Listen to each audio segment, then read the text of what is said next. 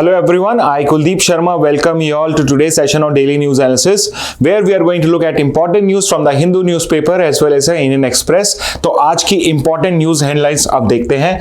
तो सबसे पहली न्यूज जो एक बहुत important न्यूज आपके दोनों हिंदू और इंडियन एक्सप्रेस में आई, that is regarding that it has now been officially declared कि 2024 जो ईयर था, जो आपका previous year था, just 10 days ago it was the hottest year on record and it is not something जो हमें out of blue पता पड़ रहा है, because for the last 10 years every year has been the hottest on record। So 2014-15 से जब से हम यहाँ पे क्लाइमेट को तो हम बहुत टाइम से मेजर कर रहे हैं, but 2014 onwards we were seeing this particular trend कि हर कोई सा year 2014 was the hottest year on record up till that time। उसके बाद 2015 आया, फिर 16 आया, 17 आया, every year which had passed since 2014 has been the hottest on record। और अब ये पर्टिकुलर जो ट्रेंड है ये 2024 ने भी कंटिन्यू रखा है। But why this particular year is more important और मोर वरीसम फॉर अस, बिकॉज हमने एक पर्टिकुलर लिमिट डिसाइड करी थी रिगार्डिंग कि आपका जो अर्थ का टेम्परेचर है वो किससे ज्यादा नहीं होना चाहिए, और वो लिमिट थी 1.5 डिग्री सेल्सियस। कि अर्थ का जो भी हम एवरेज टेम्परेचर मानते हैं usually it is 14 degree Celsius, 14 degree के आसपास हम एवरेज टेम्परेचर मान रहे हैं अर्थ का, तो इससे 1.5 डिग्री सेल्सियस से ज्यादा इंक्रीज नहीं होना चाहिए। और पिछले साल 2024 के अंदर में हमने इस पर्टिकुलर लिमिट को ब्रीच कर दिया। इस बार आपका जो एवरेज टेम्परेचर था अर्थ का ईयर लॉन्ग वो 1.56 डिग्री सेल्सियस से कुछ ज्यादा था, मतलब 15.6 डिग्री कुछ यहां पे दिख रहा था, which is a very worrisome thing.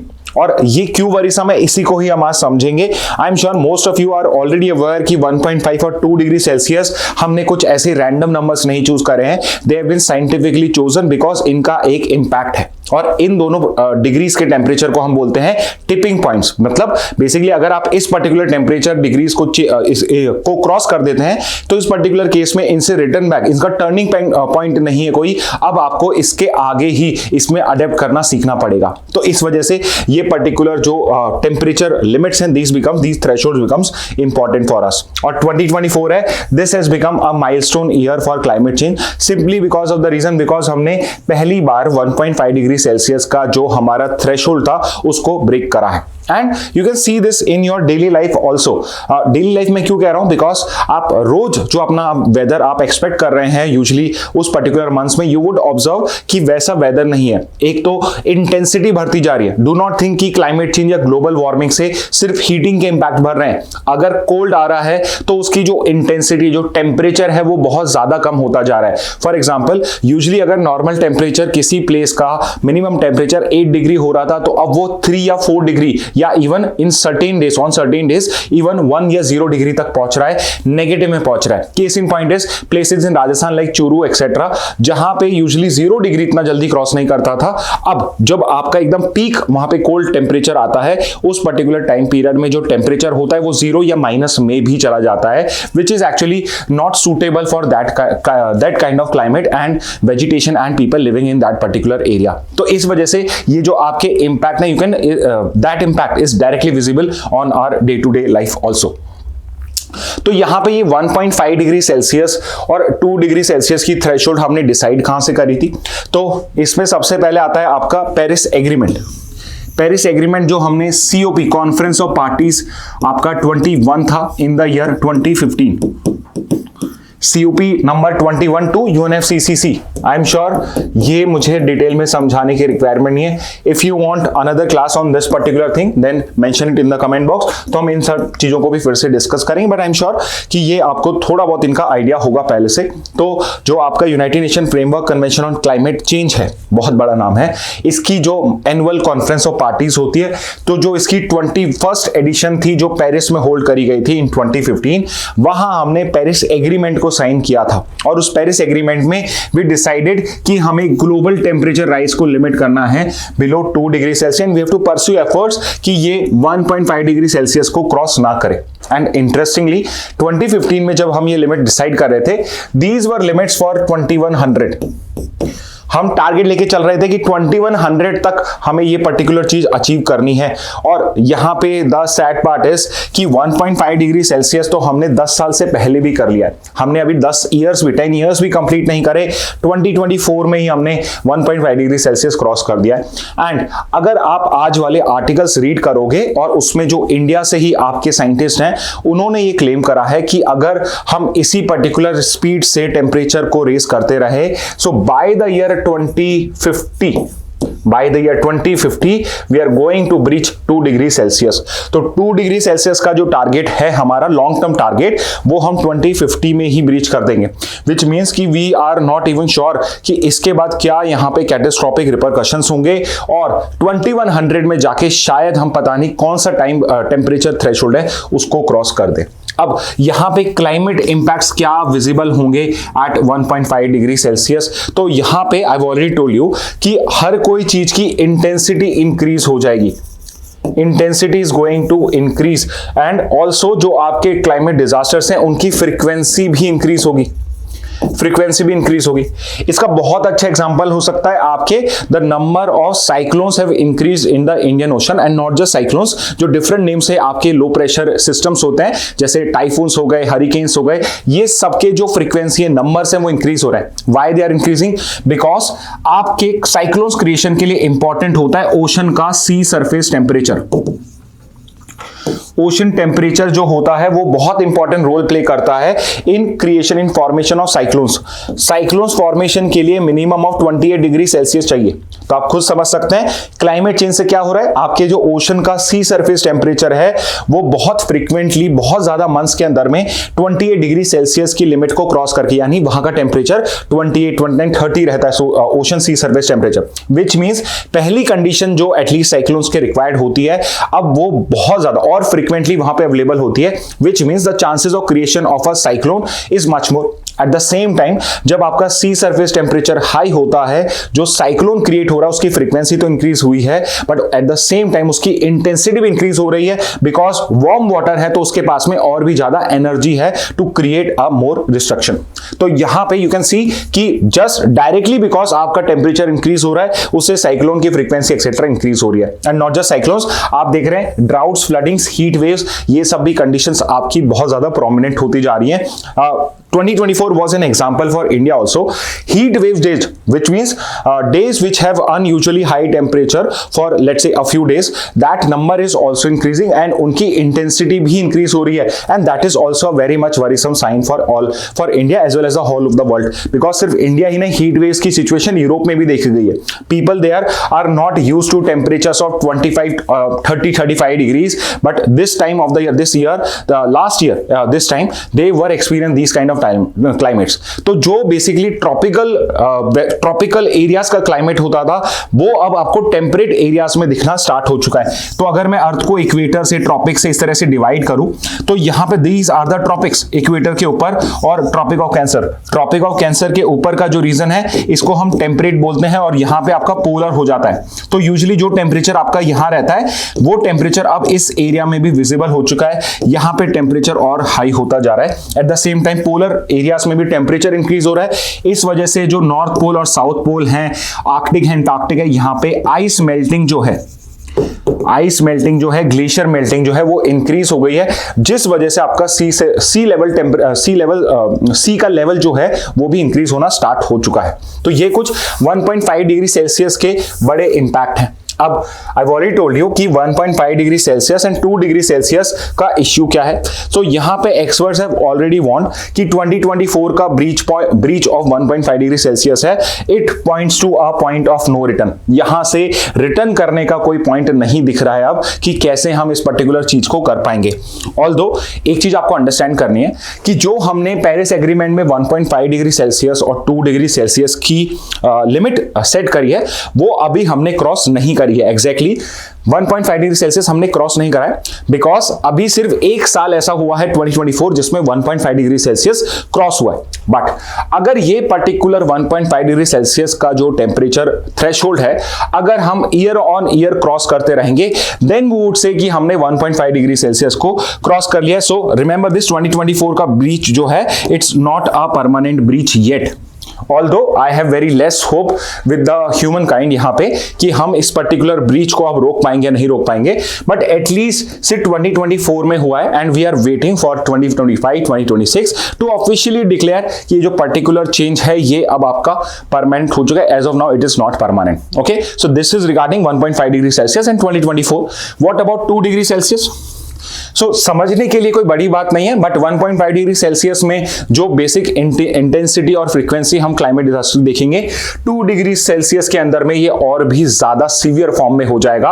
और यहां पे it is called as irreversible tipping points. मतलब 2 डिग्री सेल्सियस को क्रॉस करने के बाद अब आप इसको वापस रिड्यूस नहीं कर सकते हो. मतलब क्लाइमेट मिटिगेशन नहीं किया जा सकता है. क्लाइमेट में अडेप्ट करना आपको सीखना पड़ेगा. Whatever kind of weather and climate you are facing in your particular country, now you have to start living with it. तो अगर आप कोई से क्रॉप्स हैं जो आपके पर्टिकुलर फील्ड्स में नहीं ग्रो हो रहे, तो then you would not be able to do it. या तो आप हर जगह ग्रीन हाउसेस क्रिएट करोगे, या फिर you have to move to some other areas. थोड़े और ट्रॉपिक से आपको टेम्परेट एरियाज में जाना पड़ेगा और वहां पे जाके आपको ग्रो करना पड़ेगा. So these are going to be some of the factors which are going to become permanent if we cross the 2 degree Celsius limit. But remember 2024 का जो ब्रीच है it is not being considered as a permanent breach. कई साल तक जब रहता है तब हम कहेंगे कि yes we have already cross the 1.5 degree Celsius mark also. अब इसमें क्या ग्लोबल एक्शंस रिक्वायर्ड हैं?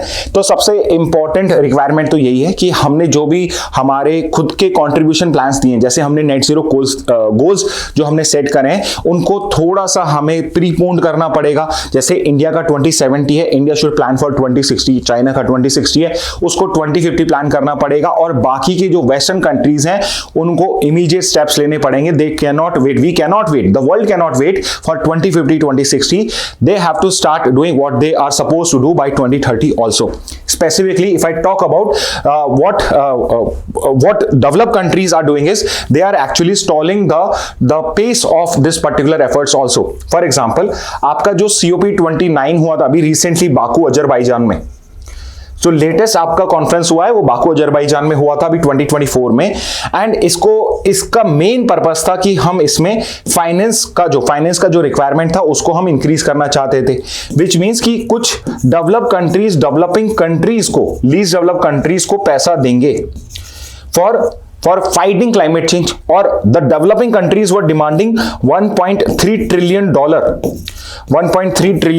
per year, but developed countries have only agreed for $300 billion per year starting from 2035. यानी आज से नहीं, आज से 10 साल बाद से भी वो 300 बिलियन पर एनम की यहाँ पे प्रॉमिस फुलफिल करने को रेडी है.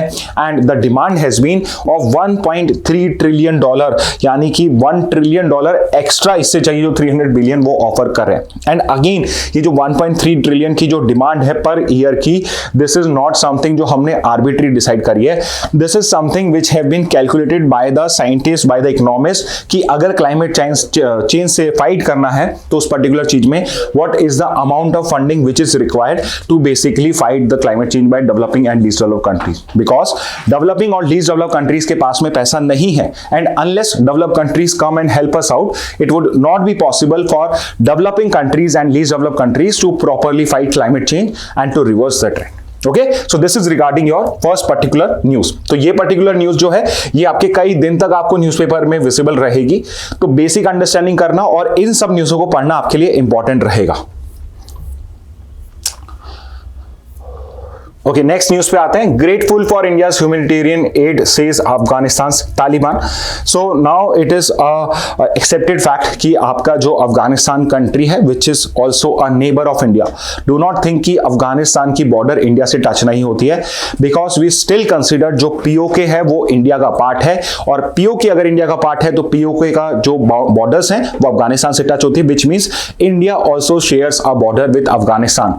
आपको ये अगर आप ये करते हो तो आपको देशद्रोही भी कहा जा सकता है इस पर्टिकुलर टाइम में, कि आप ये कह रहे हो कि अफगानिस्तान की बॉर्डर टच नहीं होती, which means you do not consider POK to be part of India. So remember, Afghanistan की बॉर्डर इंडिया से टच होती है. इंडिया ऑफिशियली सेज कि we are neighbours of Afghanistan. Okay, de facto border नहीं, बट डी ज्योर बॉर्डर जो हमारी है, we consider it that it is a border with Afghanistan. ठीक है। तो अफगानिस्तान के अंदर में 2021 and a very good date for India, 15th of August, जिस दिन हमारा इंडिपेंडेंस हुआ था, 15th of August 2021 was the date जिस दिन आपके तालिबान ने for the second time Afghanistan या काबुल को सीज किया था, and now they have again become the rulers of Afghanistan. So because Taliban का इंडिया से यहां पे मीटिंग हुआ है, and it is expected now कि अब थोड़े से ऑल्दो शायद ऑफिशियल रिलेशंस में चेंज ना आए, बट अनऑफिशियली और या फिर बिहाइंड कर्टेन्स यहां पे मीटिंग्स जो है वो आपकी और भी prominently you would start observing. So it would become but and obvious कि यहां पे आपका जो एग्जामिनर है, ही और she might now consider Taliban as a topic for your exam. तो तालिबान के बारे में आपको बेसिक्स पता होना चाहिए। सो इंटरेस्टिंगली जो तालिबान है, Taliban was created in the 1990s to basically fight Soviet Russia. Soviet union ने जब अफगानिस्तान को ऑक्यूपाई कर रखा था, तो उससे फाइट करने के लिए it is alleged that it was the US CIA, central intelligence agency, वहां की जो आपकी रॉ है, आपकी खुफिया एजेंसी है वहां की, उसने ही CIA ने ही तालिबान को क्रिएट करा था। And you know what is the meaning of Taliban? तो तालिबान जो है एक पश्तून वर्ड है, और तालिबान का मतलब होता है students. So basically you can call them कि Taliban actually means students of Islam।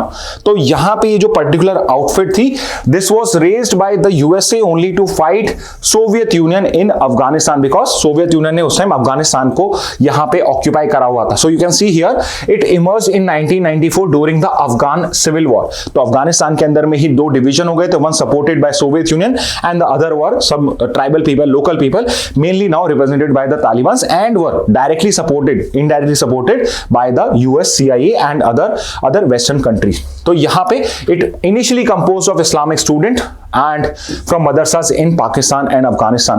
तो यहाँ पे जो CIA है उसने मदरसास को फंड किया था तालिबानी स्टूडेंट्स को ट्रेन करने के लिए, and there were madrasas not just in Afghanistan but in Pakistan also। तो you can see there कि तालिबान का जो क्रिएशन था वो US ने पाकिस्तान के अंदर में, मेजरली पाकिस्तान और अफगानिस्तान के अंदर जाके करा था, and it became it rose to power with the promise of establishing peace and enforcing Sharia law। Sharia law, what is Sharia law? तो Sharia law is basically जो आपका इस्लामिक लॉ होता है उसे शरिया लॉ या शरीयत बोला जाता है। शरीयत और शरिया is the same, Islamic law को बोला जाता है, जिसका मेन बुक है कुरान। इसके अलावा हदीत एक और बुक होती है जिसके थ्रू ये मेजरली आपका इंप्लीमेंट किया जाता है। सो कुरान, हदीत, इन सब बुक्स के थ्रू आप इसको अप्लाई करते हो। तो आपके 1994 में इसको स्टैब्लिश किया गया था। Within 2 years it was able to free Afghanistan from Russia and from Soviet Union, and then it became the rulers of Afghanistan 1996 से 2001। अब 1996 में जब ये पर्टिकुलर ग्रुप जब आपका अफगानिस्तान में रूल करना स्टार्ट करा और इन्होंने जब शरिया को इंप्लीमेंट करा, तो इन्होंने बहुत ही क्रूड फॉर्म में आपके शरीयत को अप्लाई करा। They were basically applying the laws of 7th century, 8th century in the 20th century, and इस वजह से वहां पे बेसिकली विमेन की जो कंडीशन थी, कॉमन पीपल की जो कंडीशन थी, उनकी डेली लाइफ थी, they become very hard to live by. तो यहां पे because they were enforcing strict Islamic law specifically targeting women there, तो वहां पे विमेन राइट्स जो थे उनको टारगेट होना स्टार्ट हो गया। वहां पे जो पनिशमेंट होती थी, those were very crude punishment, like stoning a particular person to death, या फिर पब्लिक हैंगिंग आपकी उसको वहां पे इस टाइप से किया जाता था। तो जो आपके इस्लामिक लॉज थे, जो उनके पनिशमेंट थी 7th 8th centuries की, they started implementing those also। At the same time they started providing sanctuary or escape to people who were involved in terrorism। For example, they were the hideout and the training ground also for Al-Qaeda fighters, as well as the leader of Al-Qaeda at that time, Osama bin Laden। And it was the year of 2001 only जब आपके Al Qaeda ने under Osama bin Laden leadership 9/11 का attack किया था 2001 में। And it was a known fact by then कि Osama bin Laden is actually hiding in Afghanistan, and he is getting support of the Taliban rulers there also. तो पहले यहाँ पे आपके अमेरिका ने यहाँ पे आपके तालिबान को रिक्वेस्ट सेंड करी कि please hand over Osama bin Laden and other al Qaeda affiliates who are involve in this particular attack, but Taliban ने इस पर्टिकुलर केस में जो अमेरिका की रिक्वेस्ट थी उसको डिनाई कर दिया एंड उसके बाद अमेरिका ने लॉन्च करा war on terror and finally Afghanistan में 2001 में इस पर्टिकुलर ग्रुप को वहां से ओवरथ्रो कर दिया. However they were not completely eliminated, they did not surrender, but they went into hideouts and moreover the place where they were hiding was actually Pakistan only and we know this for a fact because जब आपके finally आपके जब Osama bin Laden को catch किया गया, he was catched in Abbottabad which is a city in Pakistan, एक बहुत ही highly secured building में very near to Pakistan air base. He was living there only for the last 10 years but finally जब उसको पकड़ा गया तो he was in Pakistan.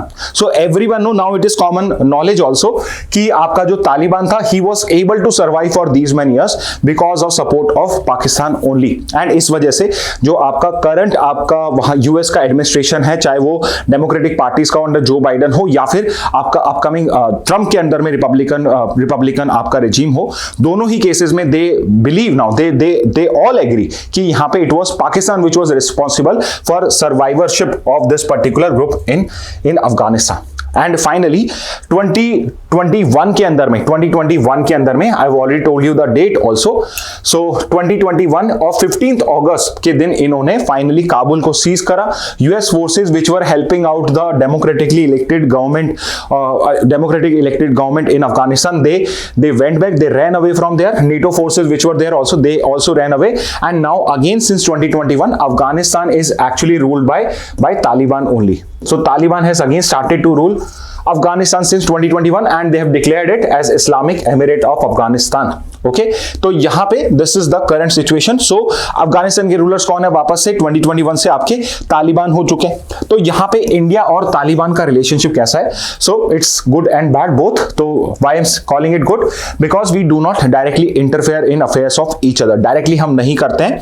However the thing took a bad turn in the first regime because Taliban जब अपने first rule में था 96 से 2001 में, it was supporting terrorist groups which were attacking India. For example it is believe कि लश्कर ए Taiba and Jaish ए मोहम्मद जो कश्मीर के अंदर में अटैक्स करने वाले आपके टेररिस्ट ग्रुप हैं, पाकिस्तान बेस्ड हैं दोनों की दोनों, they were trained in Afghanistan only. And उस टाइम में आपका एक कांधार में आपका एक प्लेन हाईजैक भी हुआ था, कांधार प्लेन जैक. उस पर्टिकुलर केस के अंदर में we had to leave certain terrorist who later founded these particular terrorist groups only. इन्होंने ही बाद में जाके उस टेररिस्ट ग्रुप को करा and they were basically given to Pakistan under the custodyship of Taliban only. So इस वजह से तालिबान जो है वो आपका टेररिस्ट अटैक्स और टेररिस्ट ग्रुप के साथ में भी कनेक्टेड रहा है. So we never officially recognise Taliban in the first regime. Remember this fact कि इंडिया ने जो तालिबान आपका गवर्नमेंट आया था फर्स्ट रजीम में 96 से 2001, उसमें उसको रिकॉग्नाइज नहीं करा था. What about this particular regime जो आपकी पोस्ट 2021 है? So the situation is same. India has not recognise this Taliban also. तो अभी तक इंडिया ने, ऑल्दो हम उनसे नेगोशिएट कर रहे हैं, हम उनसे कॉन्टेक्ट कर रहे हैं, but this is on basis of humanitarian and your economic grounds, economic issues और ह्यूमैनिटेरियन ग्राउंड पे हम उनके साथ में अभी भी कॉन्टैक्ट में है, हम उनसे बातें कर रहे हैं. बट इंडिया उसको ऑफिशियली रिकॉग्नाइज नहीं करता है. तालिबान को as the government, legitimate government of Afghanistan recognise नहीं करता है. सो रिमेंबर इंडिया ने कभी भी तालिबान को रिकॉग्नाइज नहीं किया है एज ऑफ नाउ. ठीक है, तो ये एक इंपॉर्टेंट पॉइंट हो जाएगा. तो इंडिया यहाँ पे बेसिकली तालिबान को ह्यूमैनिटेरियन ग्राउंड्स पे ही यहाँ पे इंगेज करता है. What about Chabahar port and trade? So यहाँ पे जो अभी डिस्कशन चल रहे हैं उसमें बिकॉज अफगानिस्तान ने अभी यहाँ पे ये एक्सेप्ट भी करा है कि India has been very helpful in humanitarian aid. तो इंडिया ने आपका कुछ साल पहले चाबहार पोर्ट है आपका ईरान में, उसको डेवलप करना स्टार्ट किया था. And the plan was at least 2021 से पहले प्लान यही था कि जो अफगानिस्तान गवर्नमेंट है उसको हम हम बिकॉज इट्स नॉट पॉसिबल कि हम लैंड रूट के थ्रू अफगानिस्तान की हेल्प कर पाए, तो हम ईरान में पोर्ट डेवलप करेंगे और ईरान के पोर्ट के थ्रू फिर एक रेल एंड रूट बना के हम अफगानिस्तान के अंदर में यहां पे बेसिकली सप्लाईज को अवेलेबल करेंगे। तो चाहबार पोर्ट हमने डेवलप करा है and now we are going to use this particular port to provide humanitarian and other aid, food and medical aid to the citizens of Afghanistan through the Chabahar port. तो यहां पे most probably एक particular negotiations हमारा complete हो जाएगा, but we still have terrorism concerns because we have the experience of last regime of Taliban, जहां पे जब अफगानिस्तान अंडर तालिबान रूल था, India was used as a target point by terrorists who were being trained in Taliban Afghanistan only. So yes, this is a big concern and India has condemned recent attacks by Pakistan in Afghanistan. तो यहां पे although Pakistan always believed कि अगर अफगानिस्तान तालिबान के rule के अंदर होगा, so they would be kind of under Pakistan rulers only, या पाकिस्तान आर्मी के अंडर में वो वर्क करेंगे, they would never do anything which can upset Pakistan. However Afghanistan के अंदर में कुछ ऐसे टेररिस्ट ग्रुप है, for example there is a group known as Tehreek e Taliban which is one of the brother group of Afghanistan Taliban only, जो पाकिस्तान में एक्टिव है and they have been doing terrorist attacks in Pakistan and Pakistan has been requesting Afghanistan Taliban to hand over those people.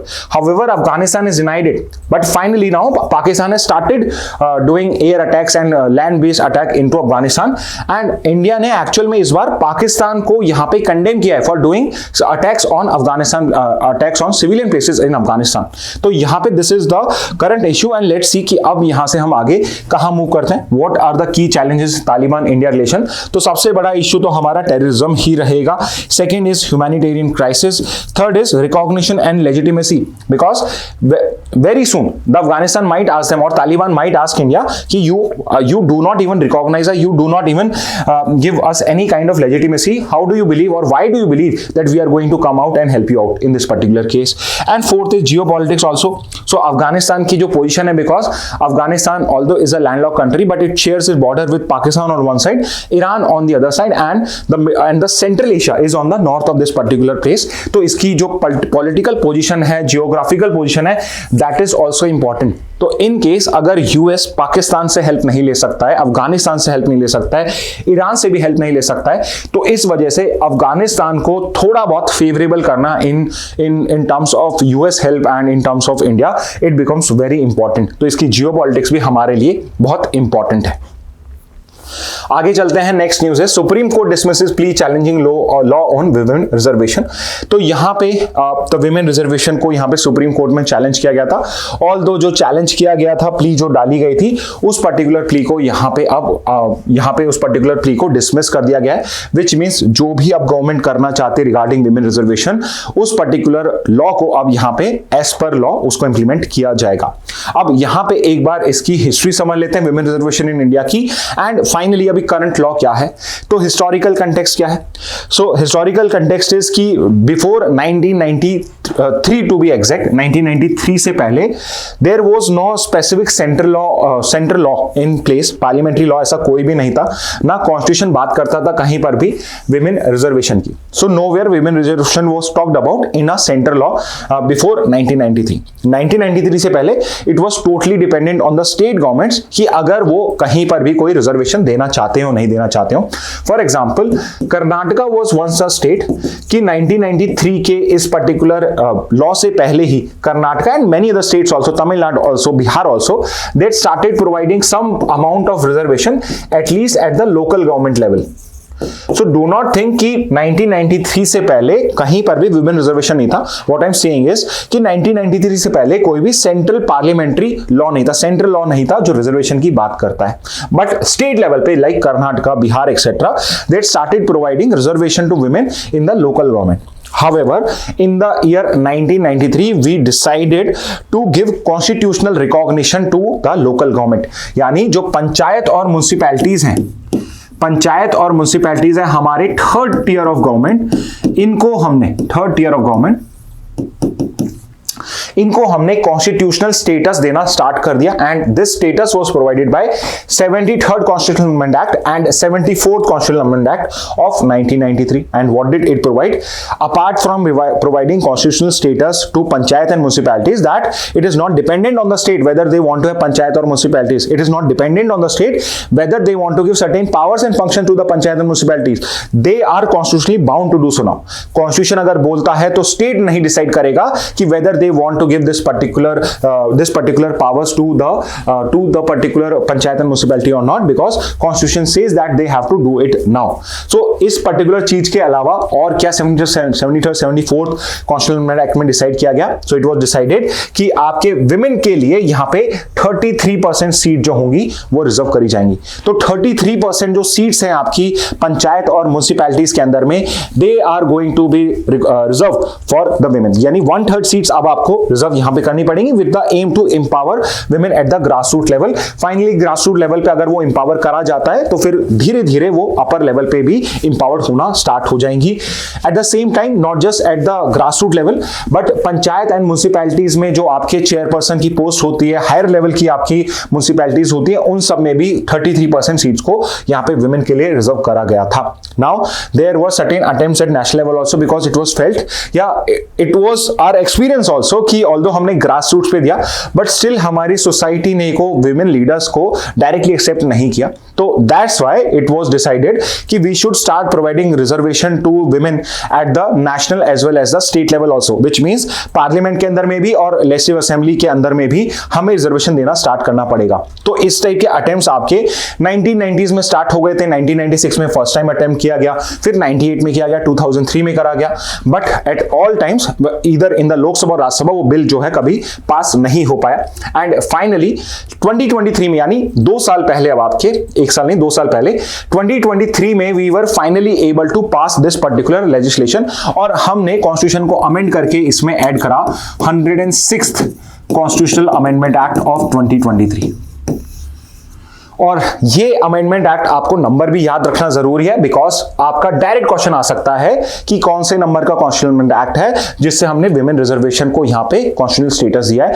और otherwise unless कोई और reservation और कोई आपका amendment नहीं होता है this is the latest amendment which means अभी तक सिंस आपका कॉन्स्टिट्यूशन केम इनटू फोर्स 1950 से तब से लेकर अब तक कितने अमेंडमेंट हो चुके हैं कॉन्स्टिट्यूशन के. So answer is going to be 106 amendments हो चुके हैं and 106 number amendment latest amendment number आपको पता होना चाहिए. अब 106 अमेंडमेंट के अंदर में हमने क्या करा है. So we have provided reservation provisions for women at the centre as well as the state level also. आपके पार्लियामेंट के अंदर में और आपके लेजिस्लेटिव असेंबली लेवल पे हमने रिजर्वेशन प्रोवाइड करा. अब interestingly you should know this कि इसमें हम 33% रिजर्वेशन यानी 1/3 सीट्स को यहां पे रिजर्व करा जाएगा इन the Lok Sabha which means not in the Rajya Sabha. पूरे पार्लियामेंट में नहीं है. राज्यसभा में इनडायरेक्ट इलेक्शन होते हैं वहां हम विमेन रिजर्वेशन नहीं प्रोवाइड कर रहे हैं. We are providing reservation in the Lok Sabha. Second आपकी जो लेजिस्लेटिव असेंबलीज हैं हर स्टेट के अंदर में उसमें रिजर्वेशन प्रोवाइड किया जाएगा not in the legislative councils if it is there in a particular state. Again 6 states हैं आपके इंडिया में जिसमें लेजिस्लेटिव काउंसिल है. You can answer it in the comment box. And apart from it आपकी एक union territory Delhi की जो union territory है उसके अंदर में भी 1/3 सीट्स और 33% सीट जो है आपकी those would be reserved for women folks और women leaders of India. Okay लेकिन इसमें इंप्लीमेंटेशन क्राइटेरिया क्या है. रिजर्वेशन आपका कब से इंप्लीमेंट होगा. So it is not going to be from the next election. It is only going to come into effect after we have a fresh census and उस basis पे हम delimitation exercise करें. सो ये 2 steps क्या होते हैं. तो सेंसस अभी तक हम 2011 का सेंसस डेटा यूज कर रहे हैं विच इज मतलब not updated for now more than 15 years now. अब it is expected कि 2021 का कोई सेंसस होगा या 2031 का जब भी सेंसस होता है. जो भी सेंसस होता है उस बेसिस पे डीलिमिटेशन एक्सरसाइज करी जाएगी. What is delimitation exercise. Delimitation का मतलब होता है एडजस्टमेंट ऑफ बाउंड्रीज. तो बाउंड्रीज को यहां पे एडजस्ट किया जाएगा based on the population of the census. And why delimitation required, because we want कि जितनी भी आपकी कॉन्स्टिट्यूएंसीज होती हैं, चाहे पार्लियामेंट की हो चाहे लेजिस्लेटिव असेंबली की हो, यानी एक एमपी या एमएलए जिस भी कॉन्स्टिट्यूंसी में इलेक्ट हो रहे हैं वो इक्वल नंबर लोगों को रिप्रेजेंट करना चाहिए। एग्जांपल के लिए अगर मैं आपसे एग्जांपल दूं यूपी का, तो यूपी में अगर लखनऊ है और आपका प्रयागराज है, तो लखनऊ में जो एक अगर एमपी में इलेक्ट कर रहा हूं, अगर वो लेट से 1 लाख लोगों को रिप्रेजेंट कर रहा है, प्रयागराज की भी जो बाउंड्रीज होंगी वो मुझे इस टाइप से एडजस्ट करनी है कि उसका एमपी भी 1 लाख लोगों को रिप्रेजेंट करे। तो इस पर्टिकुलर चीज को करने के लिए इट इज रिक्वायर्ड कि हर सेंसस के बाद आप एक डिलिमिटेशन एक्सरसाइज करते हो on the basis of the updated population data. तो जब तक हमारा सेंसस नहीं होता है नेक्स्ट, और उस सेंसस के बेसिस पे जब तक डिलिमिटेशन एक्सरसाइज नहीं होती है, तब तक हम इस पर्टिकुलर रिजर्वेशन को अप्लाई नहीं कर पाओगे। And the other thing is कि ये जो पर्टिकुलर रिजर्वेशन है, it has a sunset clause also. Sunset clause is basically कि ये लॉ का would be the last date जब तक वो अप्लाई होगा, और ये पर्टिकुलर जो रिजर्वेशन है this is only going to apply for 15 years. तो 2023 से 15 ईयर्स तक आपका ये अप्लाई होगा, नॉट फ्रॉम द डेट कि आपका फर्स्ट टाइम कब होता है या 3 सेशंस के लिए नहीं हो रहा है ये apply, it is going to be implemented for 15 years only. That is the last time limit for this particular reservation bill. Okay, next news पे आते हैं। Supreme court stays GST notices to online gaming companies. So जो भी आप online games खेलते हैं, अब शायद ऑनलाइन गेम खेलना आपके लिए अब एक्सपेंसिव हो जाएगा। उसकी जो पर्टिकुलर फीस होगी, जो भी अमाउंट होती है, this is going to rise now, because अब उस पर्टिकुलर फीस के ऊपर पे जो भी उनका चार्जेस होता है उस पे भी अब जीएसटी इंप्लीमेंट होना स्टार्ट हो जाएगा। तो ऑनलाइन गेमिंग कंपनीज को भी जीएसटी पे करना पड़ेगा। सो रिमेंबर दिस कि जीएसटी एक इनडायरेक्ट टैक्स होता है, तो ऑल्दो लगाया ऑनलाइन कंपनीज पे जा रहा है, बट वो फाइनली लिया आपसे ही जाएगा। तो जो भी आपका फाइनल अमाउंट होगा उसी के अंदर में जीएसटी भी वहां पे इंप्लीमेंट किया जाएगा। तो फाइनल कस्टमर तो आप ही हैं, तो आप ही उसमें पेमेंट करने वाले हैं। तो यहां पे जीएसटी जो टैक्स है, इसको हम कई बार पढ़ चुके हैं, फिर से हम एक बार इसका शॉर्ट में रिवीजन कर लेते हैं। द रिवीजन इज बेसिकली कि जीएसटी आपका इंप्लीमेंट कब हुआ था। तो GST as a name suggest, it's a tax, it's an indirect tax on goods and services sales in India. तो अगर मैं कोई भी गुड्स सेल कर रहा हूं या फिर मैं कोई भी सर्विसेज प्रोवाइड कर रहा हूं, तो उस पर्टिकुलर सर्विस पे या गुड्स पे मेरे को यहां पे एक टैक्स पे करना पड़ता है, जिसको मैं जीएसटी बोलता हूं। ये पर्टिकुलर जो जीएसटी है, this is being implemented since July 1st 2017। July 1st को हम जीएसटी डे की तरह भी सेलिब्रेट करते हैं। So July 1st is celebrated as GST day. July 1st 2017 से हम जीएसटी इंप्लीमेंट करते हैं। अब जीएसटी अप्लाई कैसे किया जाता है, तो जीएसटी जो भी आपकी रेट होती है उसमें हाफ उसका सीजीएसटी होता है और हाफ उसका एसजीएसटी होता है। और जो आपके इंटरस्टेट ट्रांसपोर्ट के गुड्स होते हैं या इंपोर्ट एक्सपोर्ट के गुड्स होते हैं, उन पे आईजीएसटी इंप्लीमेंट किया जाता है। At what rates, so basically 5 आपकी रेट्स हैं, उसमें 0%, 5%, 12%, 18% एंड 28%। तो रिमेंबर दिस, 0% भी आपका एक टैक्स रेट है जीएसटी का, विच मींस जीएसटी लग तो रहा है बट उसकी रेट 0% रखी गई है, रेदर देन कि वो पर्टिकुलर गुड वहां पे एग्जेम्प्टेड है। इसके अलावा 5%, 12%, 18%, 28%, 5 का 2.5, 2.5 सीजीएसटी एसजीएसटी होगा, 12 का 6.6 सीजीएसटी स्टेट जीएसटी होगा, 18 में 9.9 होगा, 28 में 14.14 सीजीएसटी एसजीएसटी होगा। यूजुअली जो आपके एसेंशियल गुड्स होते हैं उन पे 0 और 5% लगता है, और लग्जरी गुड्स जो होते हैं उन पे 28% लगता है। लग्जरी गुड्स या सिन गुड्स पे, सिन गुड्स आर बेसिकली जिनसे हेल्थ को डैमेज हो सकता है, उनको सिन गुड्स कहते हैं। अब वहां पे एक और अभी न्यूज में आया कि शायद एक और नई रेट स्टार्ट हो जाएगी, 35%, which is going for sin goods. Sin goods में बेसिकली आपका क्या आता है, तो इसमें आपके टोबैको प्रोडक्ट्स आ जाएंगे और इसके अंदर में आपके एरिएटेड ड्रिंक्स आ जाएंगी एक्सेट्रा।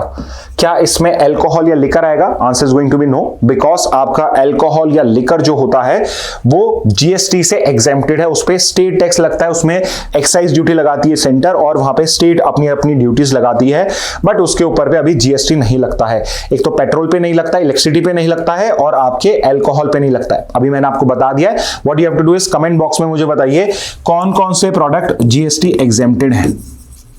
जीएसटी में अभी तक कौन कौन से गुड्स और सर्विसेज हैं जो अभी तक उसमें अप्लाई नहीं होती हैं।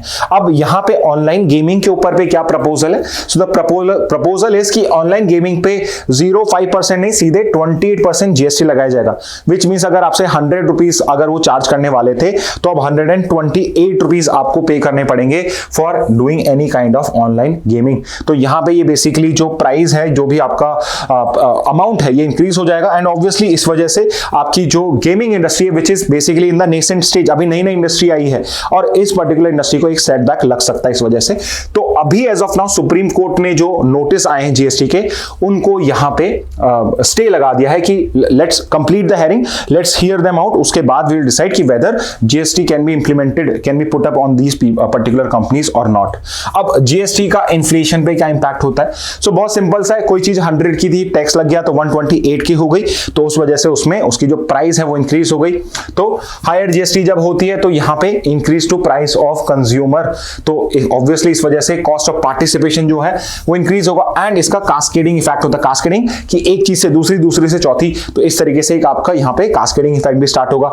बिकॉज जब भी एक पर्टिकुलर टैक्स एक चीज पे इंक्रीज होता है तो वो बाकी चीजों पे भी आपका इंक्रीज होना स्टार्ट हो जाता है। So that's how your inflation works basically. कि फॉर एग्जाम्पल अगर मैंने यहाँ पे जीएसटी ऑनलाइन गेमिंग पे इंक्रीज करा है तो उसकी वजह से जो मेरे जितने भी मेरे कंज्यूमर हैं वो कहीं और पे अगर लेट्स से ऑनलाइन गेमिंग वो करते ही हैं तो बाकी सब चीजों में भी दे विल स्टार्ट एक्सपेक्टिंग कि यहाँ पे भी इन्फ्लेशन इंक्रीज होगा। और स्किल बेस्ड गेमिंग इंपैक्ट क्या है? तो एक होता है कि आप ऑनलाइन गेमिंग या कोई भी गेम कर रहे हो जो लक बेस्ड हो और एक स्किल बेस्ड हो। अब यहाँ पे क्या हो रहा है कि जो स्किल बेस्ड गेम्स हैं, फॉर एग्जाम्पल रमी है या फिर चेस, अगर आप ऑनलाइन खेलते हो वहां पे आप स्किल बेस्ड पर्टिकुलर कोई गेम खेल रहे हो, उस पर्टिकुलर स्किल बेस्ड गेमिंग पर भी अब आपका ये पर्टिकुलर जीएसटी इंप्लीमेंट करा जा रहा है। अर्लियर इट वाज प्रोवाइडेड कि GST would only B put up on the luck based, कि जिसके अंदर में आपका कोई रोल नहीं, आपके स्किल्स नहीं यूटिलाइज हो रहे, सिर्फ उन्हीं के अंदर में इसको यूज किया जाएगा। बट आपके जो स्किल बेस्ड गेमिंग है उसके ऊपर भी ये जीएसटी इंप्लीमेंट करने का प्लान है। ओके, नेक्स्ट पे आते हैं। In a first selection process for next chief election commissioner cast wider net. तो अभी आपके जो चीफ इलेक्शन कमिश्नर है उन्होंने दिल्ली के इलेक्शंस को अनाउंस किया एंड फाइनली फरवरी के अंदर में उनका रिटायरमेंट आपका कॉल्ड है। सो जैसे उनका रिटायरमेंट होगा, before their retirement the next CEC is to be announce, because इसके बाद जो भी इलेक्शंस करवाने होंगे वो सीईसी के अंडर में ही कंडक्ट होंगे। तो यहां पे बिकॉज उनका अब सिलेक्शन होना है through a new process for the first time, जो 2023 में नया लॉ आया था उस बेसिस पे अब उनका यहां पे इलेक्शन किया जाएगा। तो इस वजह से ये जानना कि इलेक्शन कमीशन को अपॉइंट करने का प्रोसीजर क्या होता है उसको आज हम समझेंगे। तो पहले election commission of India which is a constitutional body. What is a constitutional body? Body created under the constitution, यानी आर्टिकल ऑफ कॉन्स्टिट्यूशन है जो पर्टिकुलरली इस बॉडी को क्रिएट करता है। तो आर्टिकल 324 के अंदर में हमने इलेक्शन कमीशन ऑफ इंडिया को यहां पे अपॉइंट किया है। अब क्वेश्चन ये आता है इलेक्शन कमीशन ऑफ इंडिया का जॉब क्या है? So basically as a name suggest उनका काम है इलेक्शंस को कंडक्ट कराना। It's a commission of India for conducting elections. और कौन से इलेक्शंस कंडक्ट कराता है?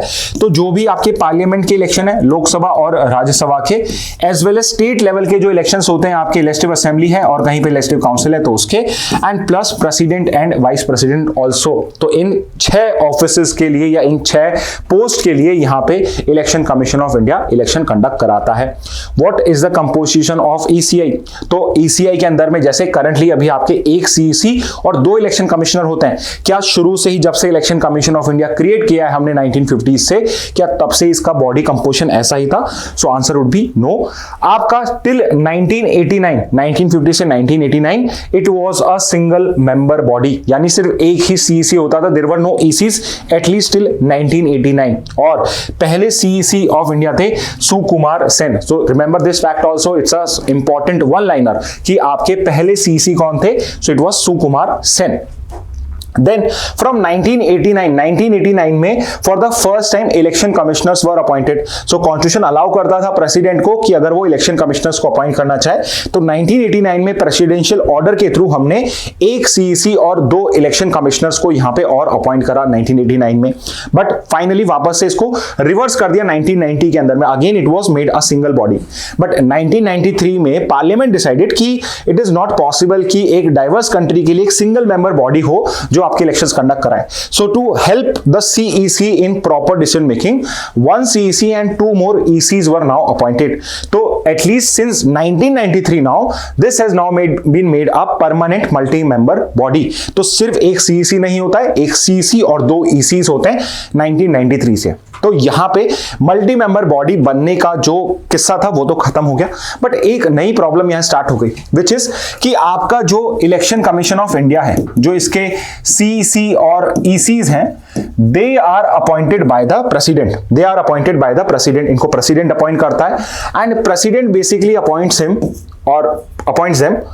On the recommendation of the union cabinet, यानी कि आपके प्राइम मिनिस्टर और काउंसिल ऑफ मिनिस्टर जो एडवाइस दे रहे हैं प्रेसिडेंट को, उस पर्टिकुलर बेसिस पे आपका सीसी और ईसी को अपॉइंट किया जा रहा है। अब ये जो पर्टिकुलर केस इसमें क्या हो रहा है कि आपकी जो इलेक्शन कंडक्ट कराने वाली बॉडी है उसको जो लोग अपॉइंट कर रहे हैं probably most probably they are only from a single party. जैसे फॉर एग्जांपल कि अगर पुराना प्रोसेस चल रहा होता तो अभी सीसीसी को कौन अपॉइंट कर रहा होता, they would have been appointed by the president Draupadi Murmu on the advice of prime minister Modi and his council of minister, यानी अमित शाह, राजनाथ सिंह, जो भी उनके काउंसिल ऑफ मिनिस्टर में वो लोग जिसका नाम रिकमेंड करते उसको करा जाता। विच मींस आपका जो इलेक्शन कंडक्ट कराने वाली बॉडी है, it is being nominated, it is being elected by a single political party, not by a variety of parties. Opposition का कोई रोल नहीं है यहां पे। सो इस वजह से that was always in contention कि इसकी जो सिलेक्शन कमेटी उसको क्रिएट करना चाहिए and it should be a neutral body. तो 2023 में सुप्रीम कोर्ट का जजमेंट आया था, अनूप बरनवाल जजमेंट। इस पर्टिकुलर केस में सुप्रीम कोर्ट ने एक सिलेक्शन कमेटी क्रिएट करी। A selection committee was created to basically select the CECs and EC, और इस CEC and EC के जो members थे they were the Prime Minister जो chairperson होंगे, leader of opposition in Lok Sabha होगा और Chief Justice of India होगा। So kind of a neutral body was created. Prime Minister is going to be one political party, leader of opposition is obviously from the opposition party and Chief Justice of India जो एक office है it is supposed to be neutral, तो एक neutral body create करी गई। However, Anoop Barnwal judgement में supreme court ने एक बात बोली कि जब तक पार्लियामेंट लॉ नहीं बनाता है तब तक ये पर्टिकुलर बॉडी रहेगी। तो as soon as the supreme court judgement came, the parliament came into action और उसने बहुत ही जल्दी एक नया लॉ इंप्लीमेंट करा which is chief election commissioner and other election commissioners appointment condition of service and terms of office act 2023। So you know this कि भाई parliament कितना धीरे काम करती है कि एक पर्टिकुलर लॉ लेकर आना है, 4 से 5 साल बाद जाके वो पर्टिकुलर लॉ आता है। बट यहां पे बिकॉज आपने एक सिलेक्शन कमेटी बनाई इलेक्शन के लिए और सिर्फ इतना बोल दिया कि भाई पार्लियामेंट जब तक नहीं बनाती तब तक ही होगा, तो एग्जीक्यूटिव ने अपनी प्रोमिनेंस रखने के लिए उसी साल के अंदर में 6 मंथ से कम गैप के अंदर में 2023 में नया लॉ यहां पे पुट अप कर दिया और इसने जो सिलेक्शन कमेटी क्रिएट करी थी इसको रिप्लेस कर दिया। एंड जो नई कमेटी थी आपकी, इस सिलेक्शन कमेटी में कौन कौन लोग होंगे, there would obviously be the prime minister as the chairperson, तो ये वही पर्सन है। Leader of opposition in Lok Sabha ये भी वही रहेगा, बट जो थर्ड पर्सन जो सीजे होता उसकी जगह it is going to be a cabinet minister nominated by the prime minister. तो यहां पे rather than chief justice of India again one person from the executive is member. तो यहां पे अनूप बरनवाल का जो मेन आइडिया था कि it should be a neutral body, वो कहीं ना कहीं फुलफिल नहीं हो पा रहा है बिकॉज यहां पे 2 मेंबर्स हो गए जो एक पॉलिटिकल पार्टी के हैं एंड एक मेंबर है जो अपोजिशन पॉलिटिकल पार्टी का है। तो फिर से अगर ये दोनों मिलके किसी एक पर्सन को यहां पे इलेक्ट करें, so nothing can be done in this particular case. इसके अलावा इस पर्टिकुलर लॉ में एक सर्च कमेटी भी बनाई गई which is going to be headed by the cabinet secretary. Many times ये पर्टिकुलर फैक्ट जो होता है ये कवर होना भूल जाता है लोगों का, बट रिमेंबर एक सिलेक्शन कमेटी लॉ में एक सर्च कमेटी है जो कैबिनेट सेक्रेटरी हेड करेगा और इसमें ये शॉर्टलिस्ट करेगा नाम को, जो भी एलिजिबल लोग बन सकते हैं सीसीईसी, ये शॉर्टलिस्ट करेगा उन नामों को और this would be forwarded to the selection committee और selection committee final recommendation complete करके प्रोवाइड करेंगे to the president and president is going to act on that particular advice. That is how this particular CEC and EC are going to be elected.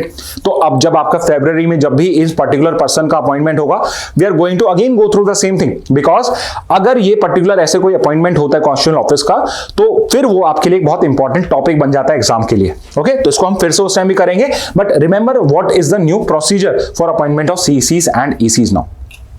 Okay, अब हम आते हैं Indian express की एक news पे which is regarding the wild Fyers in Los Angeles. तो आप भी न्यूज में देख रहे होंगे, साउथ कैलिफोर्निया के अंदर में जो लॉस एंजलिस एक सिटी है, वहां पे वाइल्ड फायर्स जो हैं वो बहुत ज्यादा स्प्रेड हो चुकी हैं एंड पिछले 3-4 टाइम से उनका एरिया जो है बहुत ज्यादा इंक्रीज हो रहा है। However the good news is जो आज है ये कि वहां पे जो विंड है उनकी जो स्पीड है वो थोड़ी कम हुई है, उस वजह से शायद जो फायर फाइटर्स हैं they would be able to save most of the area now. However, ये न्यूज में इसलिए ज्यादा है because Los Angeles is known as the residential city of Hollywood. जितने भी आपके हॉलीवुड स्टार्स हैं they have a house in Los Angeles only, तो इस वजह से ये ज्यादा न्यूज में था। सो मेजरली जो एरियाज इंपैक्टेड हैं दिस साउथ कैलिफोर्निया के अंदर में, this is basically the Los Angeles area. South California is basically a state California और उसमें साउथ कैलिफोर्निया में लॉस एंजलिस साउथ में पड़ता है, जहां पे वाइल्ड फायर की वजह से बहुत सारा डिस्ट्रक्शन, हाउसेस का डिस्ट्रक्शन हुआ है। 10-12 people have have died and 30,000 people have been evacuated from that particular area because of wildfires.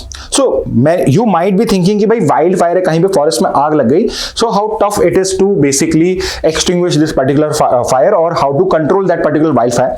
But wildfires को control करना it's not very easy, it's very tough because wildfire जो होती हैं they spread because of dry vegetation and अगर उसके अंदर में wind भी involved हो, high winds हो, high speed winds होती हैं, तो उनको कंट्रोल कर पाना बहुत ही ज्यादा डिफिकल्ट हो जाता है बिकॉज उसके अंदर में उनके पास में रेगुलरली फ्यूल प्रोवाइडेड रहता है. तो इट्स नॉट इजी कि आप वाटर से या ड्राई कार्बन डाइऑक्साइड से उसको इजीली कंट्रोल कर पाओ. आपको कुछ ना कुछ नेचुरल मेथड्स अप्लाई करने पड़ते हैं. At the same time you need help from nature also. तो unless nature helps you out तो इट बिकम्स वेरी डिफिकल्ट कि आप वाइल्ड फायर्स को कंट्रोल कर पाओ. And you would be amazed to know कि चाहे ये नेचुरल वाइल्ड फायर की एकदम फॉरेस्ट में कहीं से लगी है, but it has been proven time and again, चाहे इंडिया हो चाहे फॉरेन कंट्री हो, 95% of the times that particular fire was started either intentionally or by mistake by some human agency only. यानी किसी ना किसी human being ने forest के अंदर में, it can be a small act like lighting a cigarette, but it is these small acts जिसकी वजह से कहीं ना कहीं आपके wildfire start होते हैं. So although it's a wildfire which has started from a forest area, but most cases में it must probably have been started by some human only, intentionally or by mistake only. अब यहाँ पे जो Los Angeles में wildfire हुआ है उसके main causes क्या है? तो सबसे प्राइमरी कॉज बताया जा रहा है सेंटा एना विंड्स. तो जो आई हैव टोल्ड यू कि जो पर्टिकुलरली वाइल्ड फायर है, अगर फॉरेस्ट एरिया है और वहां से वाइल्ड फायर स्प्रेड हो रही है, तो विंड की स्पीड की वजह से वो आपके कंट्रोल में नहीं आ पाती हैं. और सेंटा एना विंड्स होती हैं, सो it is not a wind जो वाइल्ड फायर क्रॉस करते हैं. This is a natural occurrence जो आपके इस पर्टिकुलर टाइम पीरियड में, अक्टूबर से जनवरी इज अ पीरियड जब सेंटा एना विंड्स की स्पीड बहुत फास्ट होती है. तो वहां की जो टोपोग्राफी है, अगर यहां पे मैं ये आपका यूएस का साउथ वेस्टर्न बॉर्डर बनाऊं, तो यहां पे आपका कैलिफोर्निया है, यहां पे आपका सिएरा नेवाडा डेजर्ट है, यहां पे आपके रॉकी माउंटेन्स है, और इस पर्टिकुलर एरिया को बोला जाता है ग्रेट बेसिन. ग्रेट बेसिन जो बेसिकली डेजर्टेड है. लॉस एंजलिस और आपका जो ये साउथ कैलिफोर्निया है, Sierra Nevada, this is a desert area, it's basically a desert. और यहां पे बिल्कुल एम्प्टी स्पेस है, यहां पे आपका ओशन है.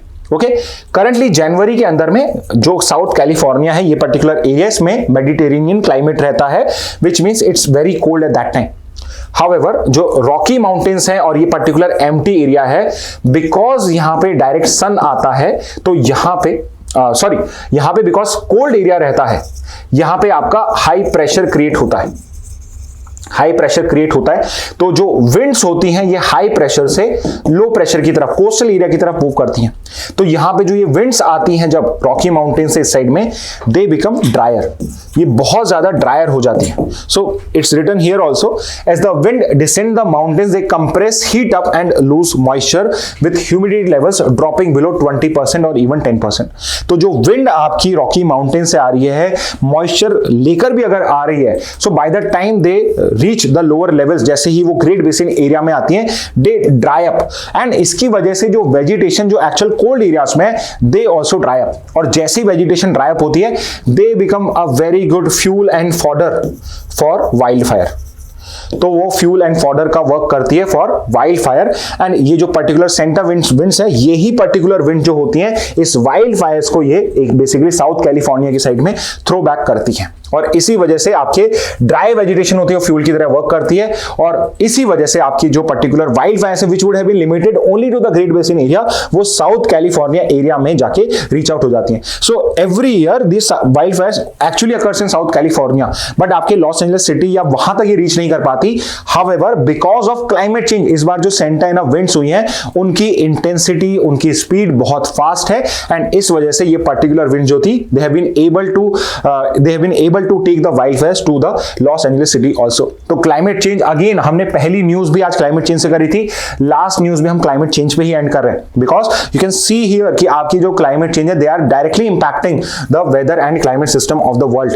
तो यहां पे climate change has intensified the frequency and impact of wildfires. शुरुआत में भी हमने यही पढ़ा था साइक्लोन एक्सेट्रा के एग्जांपल में, कि फ्रीक्वेंसी इंक्रीज हो रही है, इंटेंसिटी इंक्रीज हो रही है, इंपैक्ट वाइल्डफायर्स का भी इंक्रीज हो रहा है.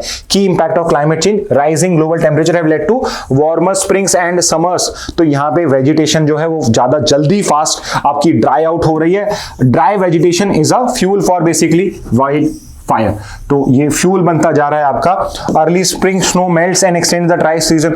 तो अगर स्प्रिंग भी जल्दी आ रहा है तो उससे जो स्नो भी है वो भी जल्दी मेल्ट हो रही है, सब कुछ फिर से ड्राई होता जा रहा है। इस वजह से वाइल्ड फायर सीजन जो है उसका लेंथ जो है वो बढ़ता जा रहा है।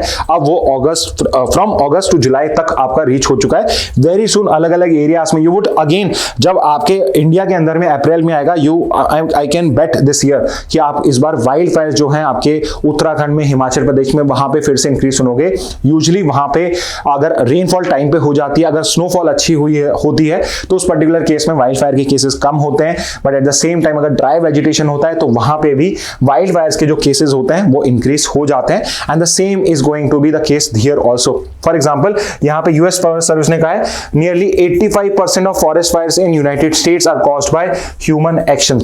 Okay, so I said 95%, not 95 but 85%। US forest service भी मानता है कि 85% जो फॉरेस्ट फायर्स होते हैं they are actually initiated by a human action only. So it's not necessary Santa Ana winds आ जाए, क्लाइमेट चेंज हो जाए, but unless human agency interfere नहीं करती तब तक हम वाइल्ड फायर्स को यहाँ पे कॉज करने से बचा पाते हैं। Otherwise it becomes a very difficult task. Okay, so this is regarding your particular cause of forest fires in Los Angeles. But at the same time, ये जो particular points आपने पढ़े हैं regarding climate change, कहीं भी आप wild fires का कोई भी टॉपिक पढ़ेंगे तो वहां पर भी आपको उतना ही same explanation provided मिलेगा। Okay, so student, these were the important news from the Hindu and Indian Express. I hope this particular initiative is useful to you all. In case of any doubt, any feedback, you can mention it in the comment box. Okay, with this message, I would like to end today's session. Thank you and have a very nice day.